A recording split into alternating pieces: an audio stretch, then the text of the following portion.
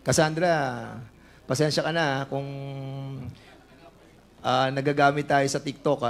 Alam mo naman mga TikTokers ngayon, no? And, medyo baka nakakaya kay, ano pangalan na?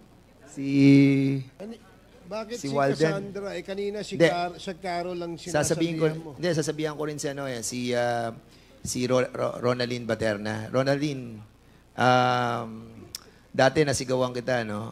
Pasensya ka na. Pero, at least nung nasigawan kita, di ba umamin ka naman, di ba? And you were able to give us so many information. Maraming salamat sa iyo.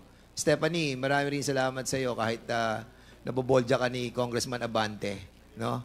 And also to Alice Guo. Alice Guo, I hope the truth will come out, no? I hope that if yung Father who created us all, no? Kung talaga nakita niya puso mo na malinis, then He will set you free.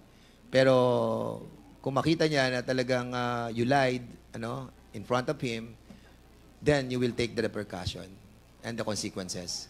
So, pasensya na po kayo. Yung apat na, yun lamang po ang sasabihan ko.